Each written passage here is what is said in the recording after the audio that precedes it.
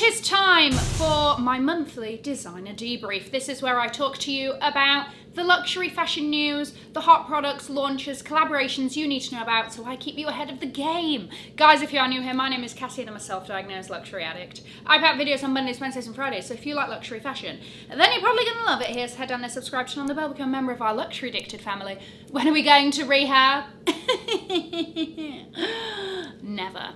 Let's kick it off with luxury news. First things first, the original Birkin is going up for auction. So, Sotheby's on the 10th of July will be auctioning off Jane Birkin's prototype, the original Birkin. Now, the story goes, she was on a flight, sat next to CEO of Hermes at the time. Things were falling out of her purse. She was having a nightmare with her luggage, okay? And he was like, draw the perfect bag. She drew it on the sick bag, right? You know, that used to be in the pocket at the front. And they turned that into what we now know as the Birkin. It was created in 1984. In 1994, Jane Birkin actually donated it to a French AIDS charity, Association Solidarité SIDA. And then in 2000, a fashion collector and vintage shop owner, Catherine Behier, bought it, okay? And that is who is now putting it up for auction with Sotheby's. You might think this looks a little bit different to the Birkins that I know about. Yes, there are some interesting design elements of this sort of prototype, this first version of the Birkin. Number one, it's got the height of a Birkin 40, but the width and depth of a 35, right? So the proportions are a bit off from what we now know. It also comes with a crossbody strap and JB debossed on the front flap there, right? It's very special. Currently available for your viewing pleasure until July the 12th in New York. Men's Fashion Week Spring Summer 2026 is underway. And the biggest debut that we are looking forward to is Jonathan Anderson's Dior. Future Cassie is actually going to be reporting back on that. So Cassie, can you hear me? Are we getting through to you? Yeah, I've got you through, Cassie. Cassie here reporting on Dior Men's 2026 Spring Summer. This is Jonathan Anderson's debut. Everybody's been waiting for it. How was it? I think he did really, really well. I think it was great to sort of get an idea of where we're going now with Dior under him. I liked that it felt very Dior in a new way. You saw this tailoring, you saw a men's interpretation of the very classic Dior bar jacket. We also got a little bit of a glimpse into what his women's wear will be like through Sabrina Carpenter's look and Rihanna's look, though hers seems a little bit more menswear inspired, attending the show. The bags were boring, to be very honest with you. We saw a couple more book totes with book titles on them. There was this betasseled Lady Dior sort of style bag.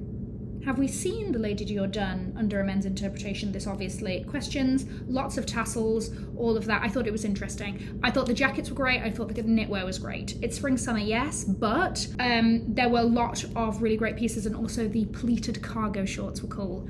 I like it. It felt fresh. It felt him, but under a Dior lens. I'm looking forward to it. Wonderful. Now, let's talk about Louis Vuitton men's. Basically, there were a couple of collaborations as part of this. The first collaboration was with Studio Mumbai, who are an architecture firm. So they actually did the whole snakes and ladders game and design of the runway, which was outside the Centre Pompidou in Paris.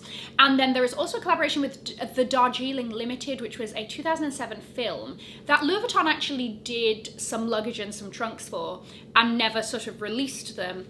Those designs are now a part of this collection too. So this whole collection is about the influence of Indian dandyism, and there are some very special pieces. Let me know if you want me to do a dedicated video on the bags, because there are some bags and there's some interesting little tidbits. They've introduced something called the Damier Pigment Denim, which is this really, really great ombre, and they're doing it in a turquoisey, fabulous blue and on a purple, and you know, I'm coming for it. Okay, fantastic.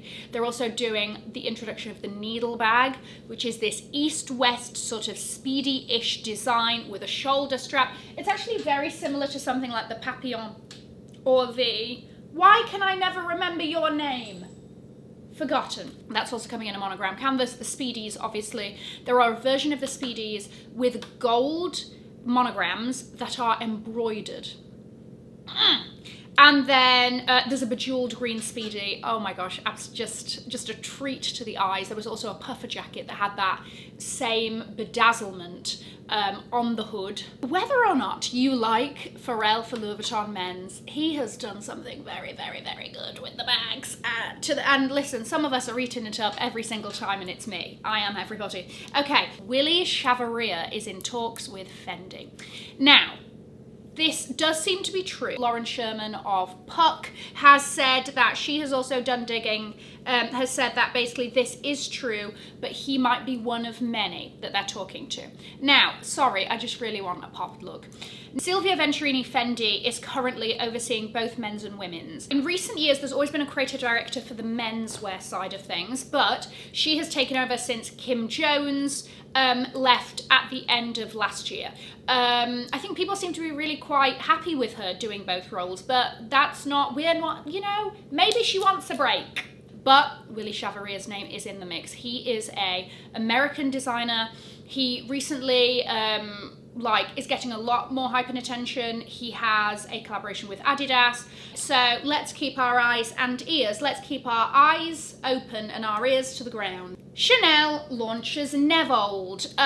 What is Nevold? They've created this sort of arm of the company. So there's Chanel fashion and jewellery and all of that. Then there's Chanel Métier d'Art, which is their couture house. And then they now have Nevold. Nevold is a play on Never Old, and basically was created as a response to the fact that they don't destroy any unsold product. Offcuts and all of that they keep. Materials, embellishments, all of those things that never got used or never went into production or whatever, they have basically created this arm to do something with those, whether it is recycling those items, whether it's recycling those items into materials that can be used for future collections. It doesn't really seem that there is anything here sort of on the customer side for us to sort of get involved with here. It's mainly that this is going to feed into their production, but it's also something that they're going to be offering as a service to other businesses. Chanel is launching a magazine called Arts and Culture. I don't know really quite what's in there. Lots of nice pictures, I'm sure. It will be available at independent bookshops. Hermès launched an interactive sort of experience with Mystery of the Grooms. They took over Pier 39 in New York, and this was previously in Shanghai. I will say, if you're not based in New York, but you are based in Singapore, Paris, or Tokyo, this will be also traveling to those cities later on in the year. What is it? It is basically all of these sort of Hermès designed rooms, and it's a sort of mystery game that you're trying to solve. So you use your phone and they send you clues and tasks and whatever else, and you can track your progress. There are lots of Hermès merchandise on display, none of which is for sale. It was on from June the 18th to the 29th, so by the time this comes up, you might be like, why am I telling you this? Well, I'm telling you this in case you're in any of the other countries, okay? Great, thank you so much. I'm sure that you might have seen a lot of places that Anna Wintour is stepping down, but you should get some clarification over this, because actually she's not really. Basically, she's stepping down from the role of editor-in-chief and will be hiring a head of editorial content that will report directly into her. She will still be the global editorial director of Vogue, and will also be maintaining the roles that she currently has, overseeing various magazines in Condé Nast. So she's actually not really going anywhere, and all of the headlines were, oh my gosh, this is the end of an era. Well, not really. She has been editor-in-chief for almost 40 years in this particular role. So yeah, but yeah, basically they haven't got rid of her just that easily. Let's move into new and noteworthy. Cavalli has collaborated with Skims. So this is mainly a swimwear collaboration. So there's one-piece swimsuits, bikinis, but there's also cover-ups, the odd dress, and other sort of like accessories, headscarves, whatever, that is giving very much Italian glamour. Okay, Roberto Cavalli, what do you think of when you think of them? You think of animal print. That's there. So you've got these big sort of like tiger heads looking straight at you, giving that ferocity, that fierceness, that savagery that you may want to serve in your one piece on holiday this summer. That will go on sale on the 27th of June. Balenciaga collaborated with Britney. Yes, the one and only Britney Spears. Hit Me Baby One More Time, Britney. Toxic, Britney. Crazy, doesn't get enough shout as a song, Britney. I was a member of the Britney Spears fan club growing up. That was one of my greatest flexes. It's t-shirts, caps, there's a flag, and hoodies that feature Britney, I think mainly in her Slave For You era, giving us a bit of a move. Also the Britney logo, and then the Britney autograph on different items. Currently all still available, mainly probably because of the very hefty price tag that has come with these, but that does exist. Givenchy has launched the Antigona East West. This is the first bag under new creative director Sarah Burton. Why did that take me a moment? And obviously we know the Givenchy Antigona, but this is a house classic. Really, I think it is the most famous Givenchy bag. So it has been reimagined as a smaller, longer, shallower version. She's East-West. It's basically a shoulder bag version. You've got the longer handles. The other sort of design element is that the handles are not directly attached to the bag. They're done with D-rings. So you've got a bit of movement there. Maybe also it will be more helpful to get into and out of something that's a little bit more lengthy. I'm interested to know your thoughts on that. It didn't initially, I was like, oh. And then that was really the extent of my feelings there. So I think I need to see it in person. I need to interact, but what are your initial thoughts? Another Balenciaga collaboration. Balenciaga has collaborated with Puma. This is a big sportswear collaboration that they're doing. Obviously, you've got the merging of the Balenciaga logo and the Puma cat logo on a lot of items. There's also like a suede speed cat sneaker, but it looks like half of like the Puma. It's not a swoosh, but whatever that is, this sort of rainbow-like thing, that looks like it's peeled off in true Balenciaga fashion. But the item that I think most people have been talking about around this collaboration are the satin speed ballet sneakers that come in a few colours, and with ballet sneakers having a moment against some of our wills, that's around.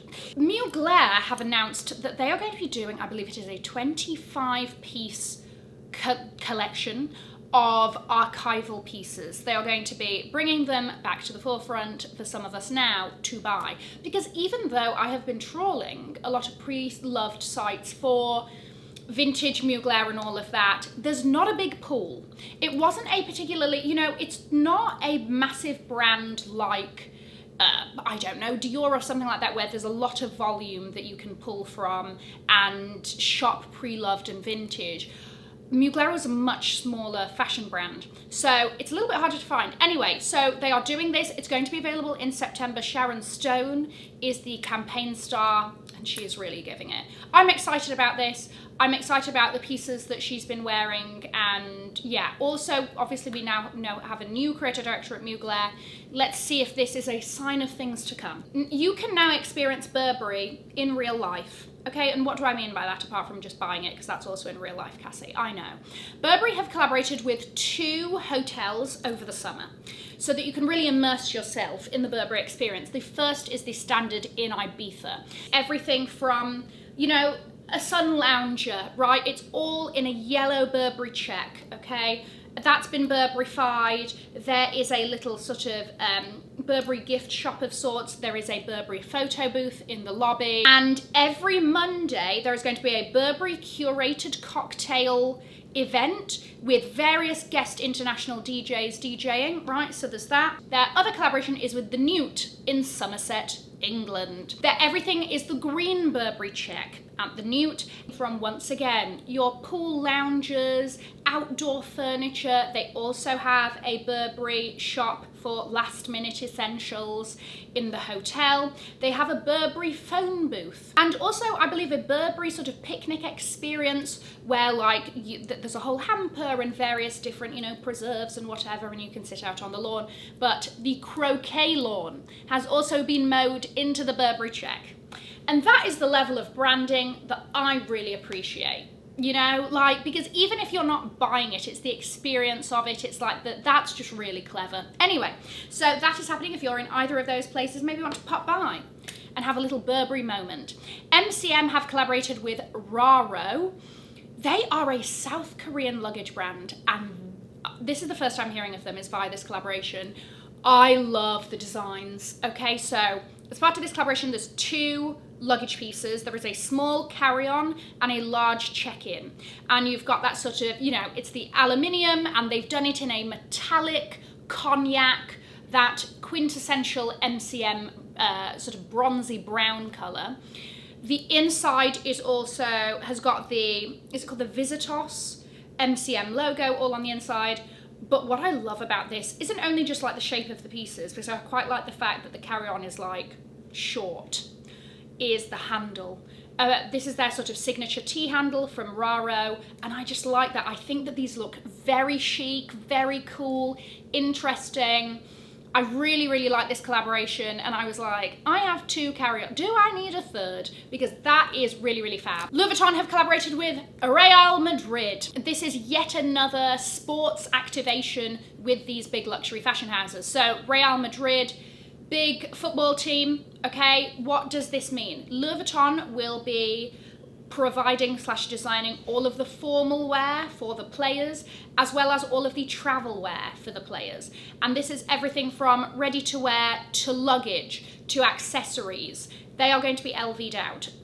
Speaking of the luggage, they will all have special editions of Louis Vuitton classic luggage pieces that have RM painted on as part of their monogramming. There will also be a Real Madrid leather luggage tag on all of the pieces, and that monogramming is done in the team's colours. So there you go. There is a Louis Vuitton ship in Shanghai.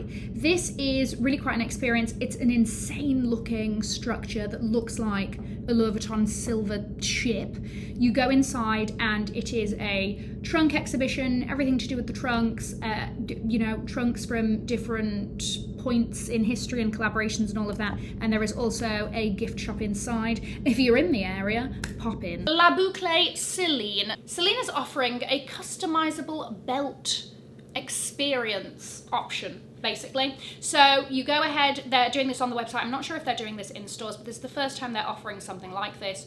You pick a strap.